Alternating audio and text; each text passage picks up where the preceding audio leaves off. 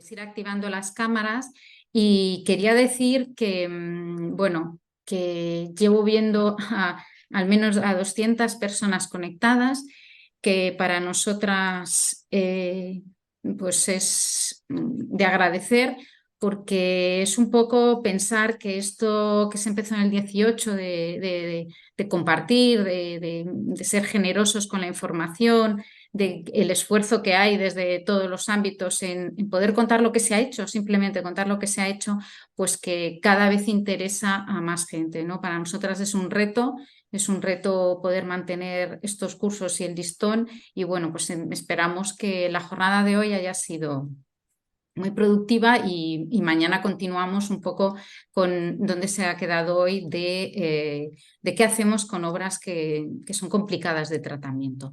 Entonces, podéis activar las cámaras si queréis y,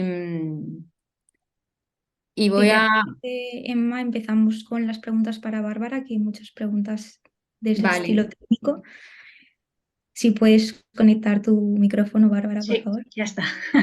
Te comento, bueno, desde la Biblioteca de Cataluña nos preguntan qué adhesivo utilizáis para el precolado del papel japonés.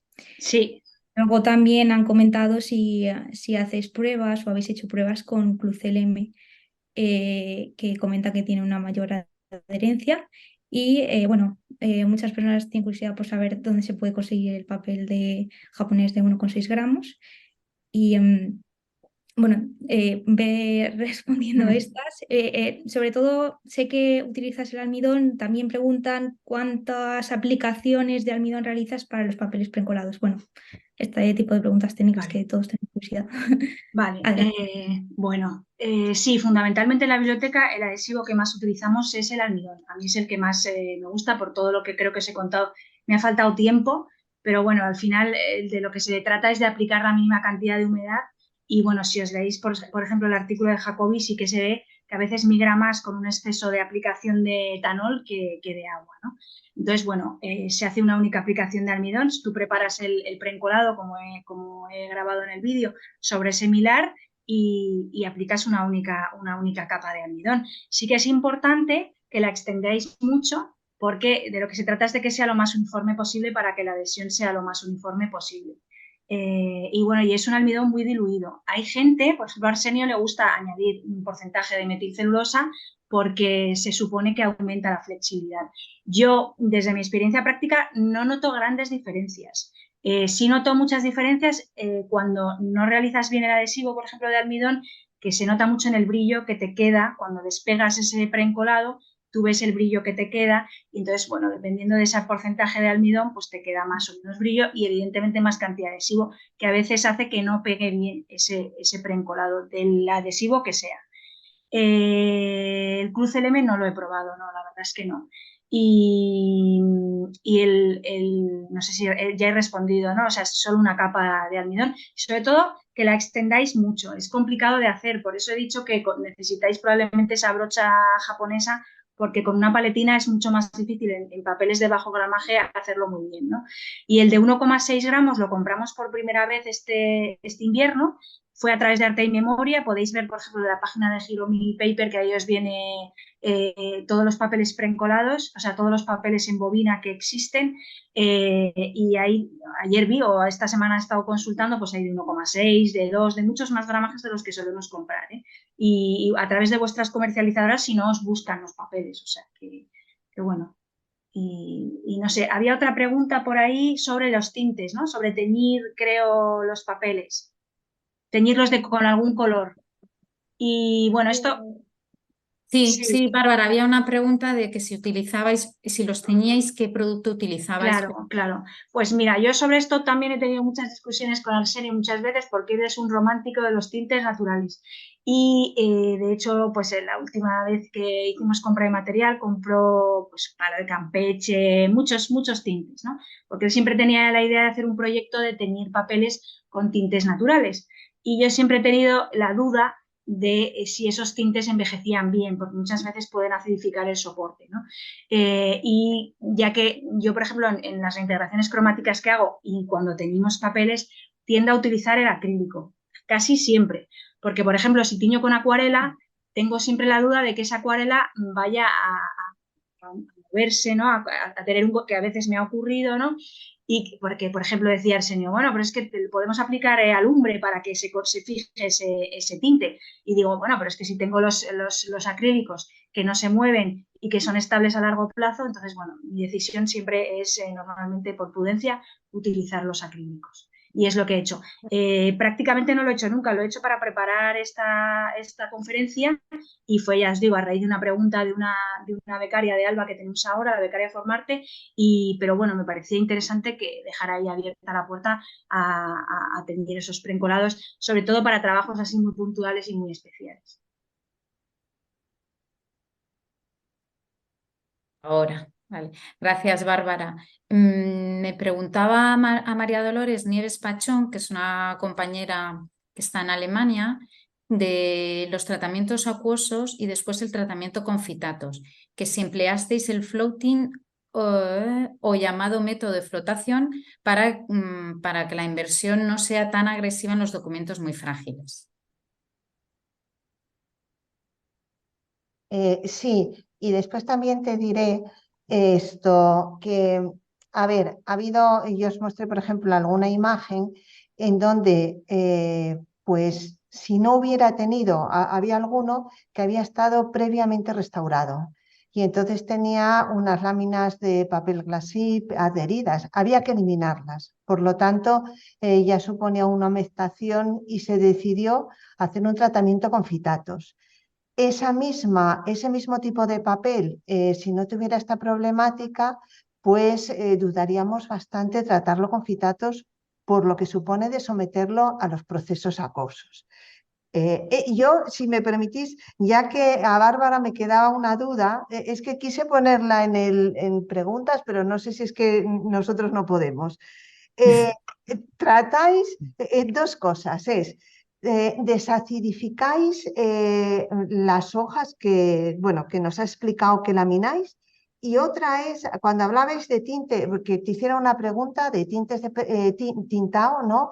Yo sí he tintado con pergasoles, el mismo que es de la casa Ciba, que es lo mismo que utilizamos para la pulpa en la reintegración mecánica. Activo, Ah, no activo el micrófono.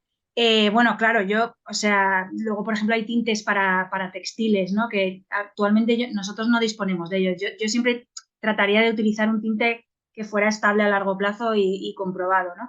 Y que nos facilitara, que fuera un poco diluido y tal. En cuanto a si desacidificamos, no, ni lavamos prácticamente. Sobre todo, a ver, en la biblioteca es que no damos abasto porque tenemos muchísimo trabajo, cada día más exposiciones, y entonces como que para nosotros estabilizar el soporte mecánicamente es ahora mismo lo que podemos hacer. Y entonces de momento no desacidificamos, ¿no? Generalmente. Y muchas veces, incluso cuando lavamos, yo cada vez realmente lavo cada vez menos documentos porque muchos son sin desmontar. A veces incluso decido no desacidificar. Pero bueno, y nada más. Gracias. gracias, Bárbara. Una cosa de los tintes, María Dolores, es que los antiguos tintes Pergasol, el problema se han ido dejando por un tema de recogida de residuos. Es más un tema de sostenibilidad ambiental que un tema de que no fueran adecuados, ¿vale? Están muy contrastados. Lo que pasa que, como todo, va evolucionando y va cambiando. Y en cuanto a los tintes naturales, una de las líneas es que no se sabe cómo envejecían, ¿no? Entonces, bueno, pues seguimos siempre, como alguna de las participantes o ponente ha dicho, que estamos en la línea de salida o continuamente volviendo a estar al día, porque es que de lo que se dejó se vuelve, pero a lo mejor se dejó por un tema de que la sociedad tecnológicamente y culturalmente va cambiando, ¿no? Porque también, como decía Natalia, esta documentación es efímera y se hubiera perdido, ¿no? Entonces, nosotros ahora sí que hay un movimiento de recuperar este tipo de fondos que antes casi, vamos, en ninguna institución hubieran planteado hacer unos armarios especiales. Luego tenía alguna cuestión, pues Natalia, hilo con vosotras, porque preguntan por las cenizas de bambú. cuál es el procedimiento y cómo lo usáis para ver la desacidificación o cómo lo hacéis. Vale, pues ahí igual va a responder Rita, Pues que es la que tiene las... a ver, yo las cenizas de bambú las conseguí a través de mi tío Javier Macarrón, que está ya jubilado, pero era restaurador de Museo del Prado, que a su vez las conseguía de Minaco, que es restauradora de Museo del Prado. Entonces ya venían preparadas. Lo que pasa es que es eso, pues igual que con el hidróxido cálcico, lo vas mezclando en agua para conseguir el pH que quieras. Y lo que sí que así un poco trasteando y curioseando, por lo visto tiene como compuestos pucelánicos y se utilizan también para el tema del tratamiento de suelos. Entonces, no os puedo contestar más. Bueno, de hecho tenía una llamada a mi tío porque le quería preguntar también un poco si me podía dar más información, pero no he conseguido hablar con él porque nos cruzamos siempre. Pero bueno, más que nada quien nos podría contestar es Minaco del Museo del Prado, o sea que pues, vamos, refiero a ella para que os pueda un poco... Sí, pero vamos, eso, pues un poco como os decía, las pruebas las hicimos con las cenizas, porque bueno, teníamos porque el material preparado, entonces bueno, por probar algo nuevo, que siempre que sale algo, pues nos gusta probarlo. Pero al final eso, los cambios no fueron para nada significativos y como realmente es un producto más difícil de conseguir, pues seguimos trabajando con el hidróxido cálcico, al que ya estamos familiarizadas, que es un trabajo, es un producto que ya conocemos y bueno, eso, solamente en niveles muy altos de concentración se consigue un mínimo cambio. De todas formas hay que investigar más, o sea, con las cenizas. O sea, yo, por ejemplo, sí que lo he utilizado para dioramas que tenían florecitas hechas de papel y sí que es verdad que recuperaba pues, un poco lo que hablábamos de la fragilidad. O sea, yo a esos no les he medido el pH, pero esa fragilidad que es que se deshacían las florecitas, pues les daba estabilidad. O sea, que realmente Seminaco las utiliza por algo. Y sí, o sea, que es eso, que hay que seguir haciendo pruebas y seguir investigando. Sí, de momento eso, vemos un cambio en el plano físico, no tanto en el plano químico. Gracias. No, es interesante lo de lo que contáis de poder adherir algo o incorporar algo a disoluciones o dispersiones, ¿no? Que modifiquen el pH, ¿no? Quizás no sabemos muy bien lo que aportan las cenizas al interior luego y quizás es más sensato a lo mejor seguir trabajando con hidróxido, que sí que está más contrastado y lo sabemos. Y eso también lo uno con la pregunta que hacías, María Dolores, de hacia Bárbara, ¿no? O sea, tú también en los preincolados, si tú quieres modificar el adhesivo con el que lo estás utilizando, puedes modificar tanto la alcalinidad como la basicidad, ¿no? Con la incorporación de cualquier cosa. ¿Qué más iba a decir? Le iba a comentar a Teresa que igual ¿cómo te iba a decir? Igual que hay los diferentes tratamientos de desacidificación, ¿no? Que hablaban de manera tradicional y de cómo no toda la parte histórica, ¿no? Necesitaba... hacían una diferencia muy clara, ¿no? De la restauración que podían decir de obras históricas y de la restauración de obras de hemeroteca, ¿no? Entonces, que hayas contado y que hayas trasladado lo que era una restauración de obras históricas cuando todos estábamos metidos en la vorágine de restaurar de la manera más científica obras de carácter de hemeroteca, pues para mí ha sido muy gratificante. Y que luego que las condiciones ambientales en las que están, como has comprobado, los pHs han bajado ligeramente, pero efectivamente sabíamos que la degradación del pH química es lenta, era muy rápida en un tipo de obras y de papel, pero el resto era una degradación muy lenta que con variables atmosféricas podíamos controlarlo. No sé si querías opinar algo más o aportar algo más, Teresa. Sí, no sé cómo puedo compartir. ¿Le doy al clip de compartir pantalla? ¿Y salgo? ¿O desde aquí No, mismo? ahora mismo solo es hablar. si quieres. Vale. No Bueno, tienes que compartir nada. sí, yo muchas veces cuando los planteo, a ver, vamos a ver, yo tengo una documentación que es histórica, basamos de que no tiene nada que ver los soportes de antes con los soportes de ahora, a pesar de que hayan pasado, porque, a ver, 500 años de historia y demás, y idas y venidas, pues hacen que tengan sus degradaciones, sus alteraciones. Pero me da la sensación que llega un momento como que eso se estabiliza. Entonces, a poco que tú vayas acomodando las cosas, a ver, no estamos hablando de grandes dramas como se han presentado aquí otros documentos, que las cintas están perforadas y demás, que sí que hay que tener otra perspectiva y otra actuación. Pero cuando estamos hablando de este tipo de obras, sí que es verdad que hay que posar, hay que calmar y hay que valorar. Hay que valorar un poco todas las circunstancias y ver dónde están, porque si además son emplazamientos donde ellas han estado tantos años, por no decir siglos, están acomodadas a todo eso. Toda variación al final rompe el equilibrio. Por lo tanto, estamos descompensando toda esa progresión de mantener. No estamos diciendo que a lo mejor mejoren a nivel químicamente, pero sí ralentizamos mucho o estancamos o estabilizamos.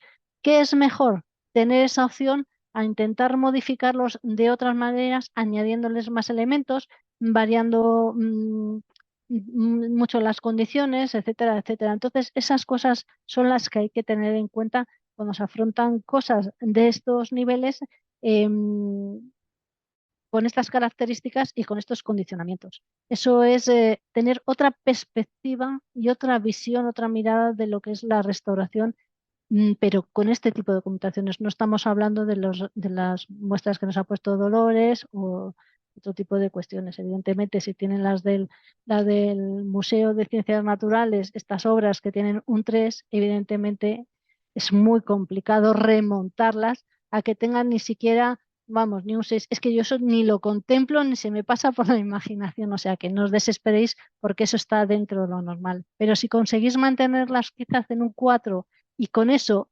dejarlas ahí, seguramente funcionarán. No pasa nada. Hay veces que dramatizamos mucho y con esto, perdón pero estamos hablando de este tipo de documentación, no de los dramas que hemos estado viendo. Gracias, Teresa. Que Isabel, me han preguntado si podías desarrollar un poquito más el tratamiento. Tienes que activar el micro. Sí, me imagino que la desadificación en húmedo, ¿no? Sí. Por hecho, no especifica más, pero sí. Pues lo que hicimos es preparar primero hacer una disolución semisaturada del hidróxido en torno a un 9%, o sea, un 9, obteniendo un pH de 9, y eso es con lo que preparamos la tilosa. Es decir, en vez de mezclar la tilosa en agua, lo mezclamos con esa disolución y entonces lo que conseguimos realmente es una disolución básica y entonces ahí por eso mismo hacíamos, digamos, como ese doble tratamiento de desadificar y consolidar al mismo tiempo.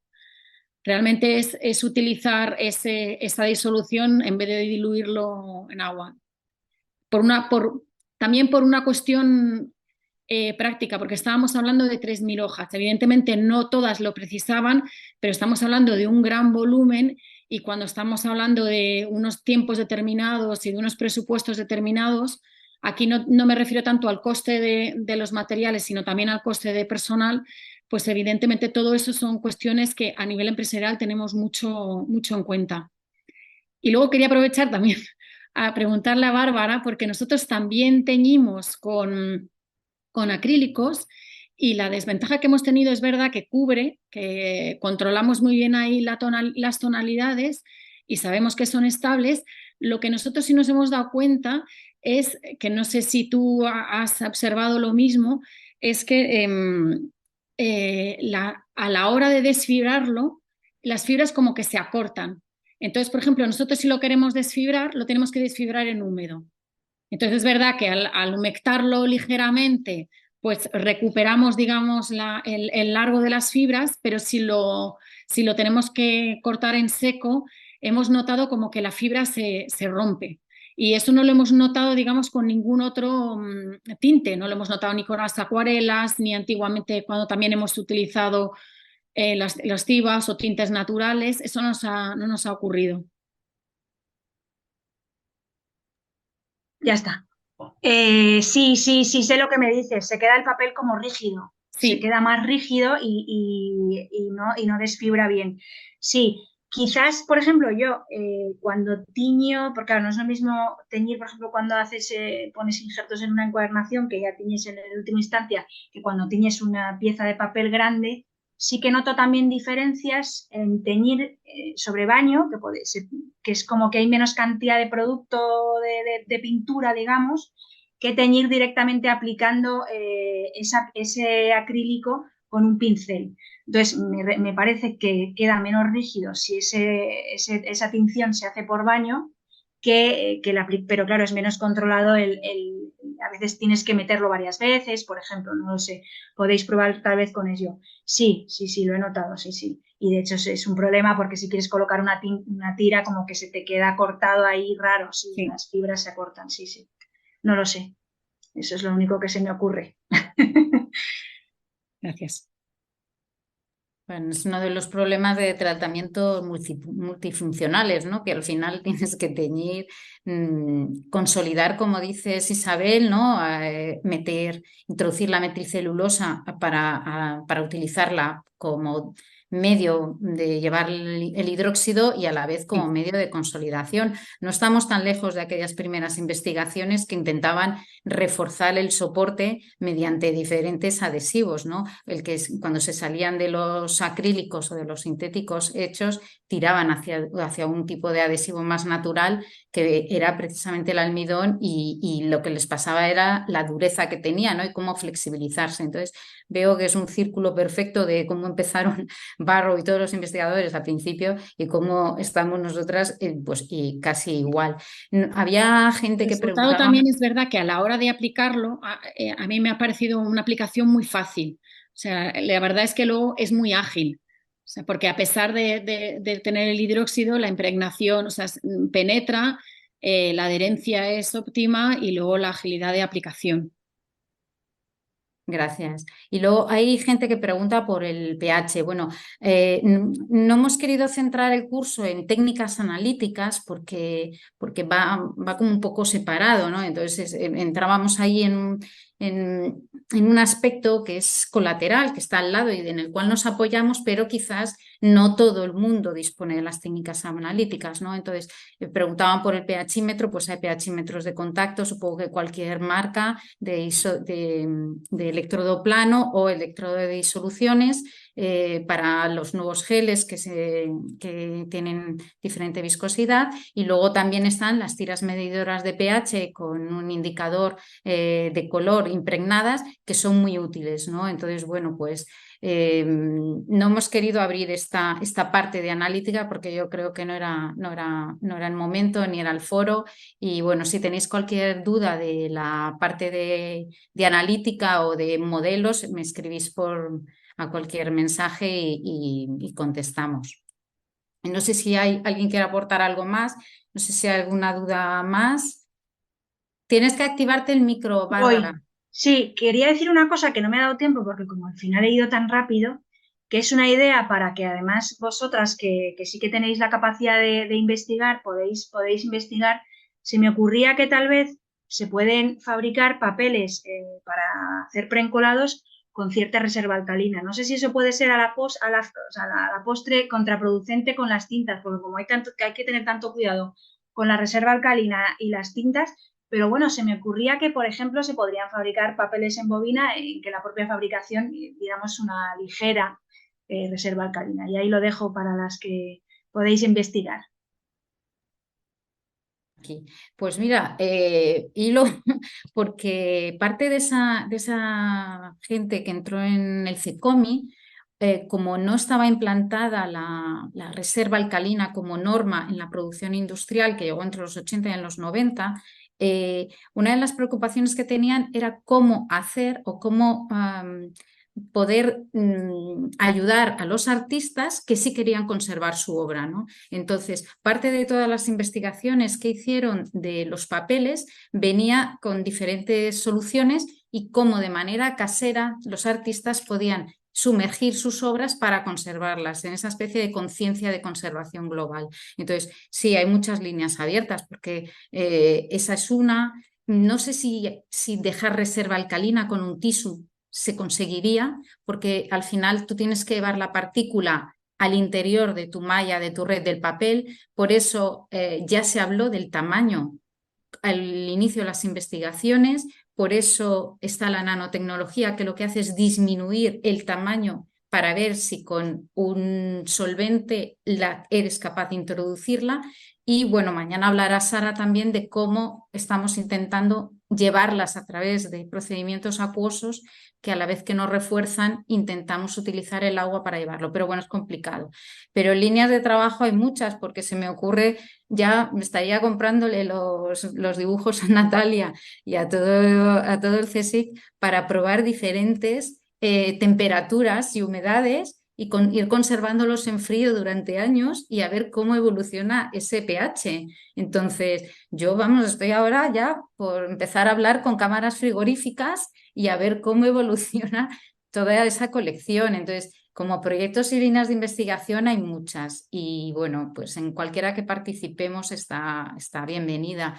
Sobre todo lo que sí que me he dado claro y cuenta después de estos días de trabajo es que parte de los procesos no triunfaron por no controlar la calidad. Entonces, que también nuestras intervenciones es interesante controlar la calidad, no la calidad de cómo se está haciendo de bien, que todos somos profesionales y todos lo hacemos muy bien, sino la calidad a posteriori, ¿no? Esas revisiones y ver qué ha pasado y tener una línea del tiempo de qué hacíamos, ¿no?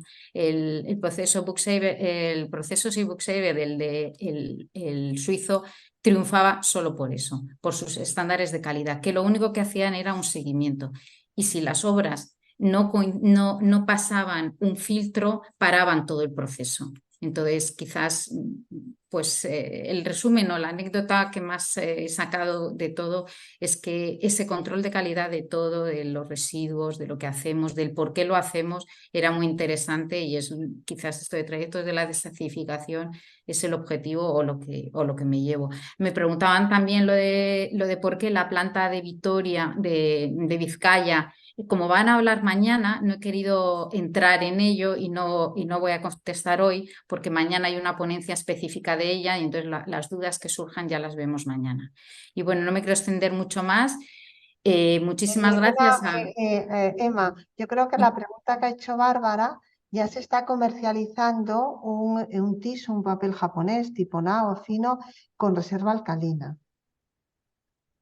Juraría, a ver, te digo, es que he estado mirando y creo que Arte y Memoria, si no estoy equivocada, en los últimos presupuestos de material que me envió, hay uno con reserva alcalina. Una claro, pequeña, supongo que lo lleva el papel, ¿no? Que el papel está fabricado con supongo. estándares. Ahora otro tema es lo que tú dices. Claro, claro. Sí, o sea, el papel tiene su estándar de reserva alcalina por su norma ISO y otra cosa es que tú a ese papel además quieras subirle la alcalinidad porque necesito trabajar con un papel en vez de con un pH estándar de 8 o 9, a lo mejor trabajar con un pH de 12 al papel para que esa reserva que llevo de 12 pueda ir migrando con el tiempo en el papel que yo adhiero. Eso es otra cosa. No sé si me ha quedado claro. Sí, que en realidad...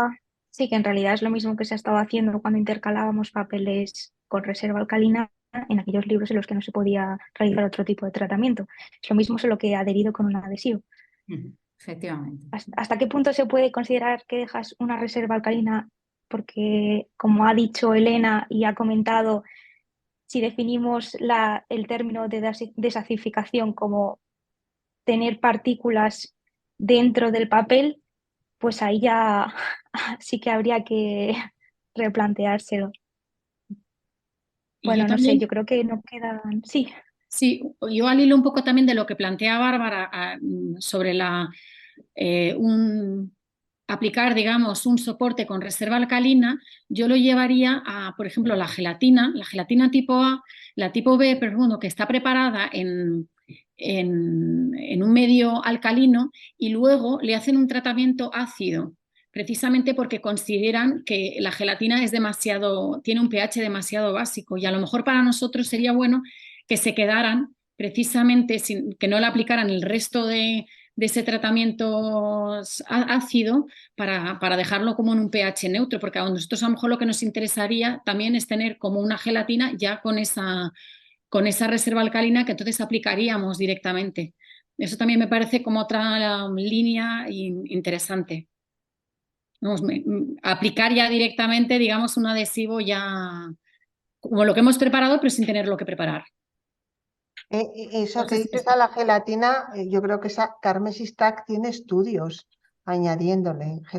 No, pero yo no digo añadir, lo digo en la propia, a la en el proceso de gelatina. fabricación. Vale. En el proceso de purificación, primero le dan como un tratamiento alcalino y luego le dan un tratamiento ácido para reequilibrar ese pH. Si para nosotros, porque esto claro, la gelatina luego tiene multitud de usos, si para nosotros en la restauración simplemente le hacen ese primer tratamiento básico y no le dan ese tratamiento luego ácido, obtendríamos una gelatina con un pH elevado, lo cual podría ser interesante a la hora en su aplicación, como otro tipo de gelatina con un pH elevado, con un pH básico. No sé si me explico. Yo creo que sí. Bueno, que nada, voy a cerrar el curso, la jornada de hoy. No nos ven, habla. Rita, perdón. Di. No, lo que hablabais de lo de dar una reserva alcalina a la gelatina. Yo un poco me planteaba el tema de cómo un poco ese pH en materiales que son ácidos pueden también desnaturalizar la proteína. Entonces yo no sé si también lo que hacen es acidificar precisamente para que no se dé esa degradación. Entonces eso también pues sería algo que se debería también estudiar. A ver, ahí estamos mezclando cosas, ¿no? Uno que ¿para qué lo estamos utilizando la gelatina? O sea, la gelatina como inhibidor o se puede utilizar, pero luego también tienen unos rangos de pH. Entonces, cuando tú a lo mejor la vas a utilizar o la vas a cambiar la viscosidad, es cuando a lo mejor dentro de su rango de pH es lo que tú desnaturalizas y no sé cómo explicar, no acabas de llevar la humedad que necesitas y entonces se te queda otra vez, no la gelificas, ¿no? Entonces, bueno, pues que yo creo que se va como un poco porque no estamos hablando de una obra en concreto, no sabemos si es un soporte ácido como el que podía tener Natalia o estamos hablando del tema de las cintas, entonces bueno, lo dejo ahí, lo cierro ahí y a lo mejor puede ser un tema interesante para otro encuentro. Quería... Elena. Solo por puntualizar. A ver, cuando habléis de lo de la gelatina y tal, vamos a ver, el que la gelatina como tal tenga una reserva alcalina, estáis introduciendo varios factores que son difíciles de llegar a un acuerdo. ¿Por qué? Porque cuando estamos haciendo la gelatina, y precisamente cuando necesitamos que esta gelatina con el paso del tiempo nos deje una película, un film o algo encima y lo proteja de alguna forma, tenemos que tener en cuenta que tiene que tener la suficiente difusión, la suficiente capacidad de difundir lo que estamos introduciendo, queremos introducir dentro del papel. Con lo cual, ahí tenemos que introducir factores como la viscosidad, como un montón de factores que entran dentro de esa gelificación o de esa sustancia que son bastante difíciles de controlar. Además, con esta de que tú lo haces más viscosa precisamente porque tampoco interesa que eso se introduzca en la celulosa como tal porque puede crear microorganismos. Entonces, si le aumentamos la viscosidad para que no penetre en la celulosa y eso nos va a impedir que lo que tenga se difunda hacia la celulosa, pues es un equilibrio bastante complicado, la verdad. Gracias, Elena, siempre por ser tan clara, porque al final es saber que si estamos gelificando es para no meter humedad, si queremos meter algo dentro de las fibras necesitamos algo más diluido para precisamente con ese medio llegar a la malla. Entonces, bueno, no lo leamos más y podemos hablar de casos concretos y aquí es complicado. Entonces, bueno, nada, que gracias a las 200 personas que nos han visto, que pues se nos ha ido de las manos, por decir una manera, ¿no? Porque si el año pasado tuvimos 100 visualizaciones de media, más o menos, hoy estamos en torno a las 200 de medias. Eso lo que para nosotros pues es una alegría, es una satisfacción, porque desde luego es muy necesario seguir compartiendo, seguir estrechando lazos y hablando de una manera tranquila de lo que hacemos cada uno, ¿no? La cosa es unir una línea, en este caso ha sido trayectos, que es lo que se ha estado haciendo, lo que han estado haciendo compañeros anteriores, lo que ha estado haciendo Carmen, lo que ha estado haciendo María Dolores, cómo se ha ido sumando, cómo hemos ido cambiando la perspectiva que teníamos de cuando yo entré o cuando yo empecé a leer los RAMs a toda la batería de analíticas químicas y de cosas que estoy leyendo ahora. Entonces, nada.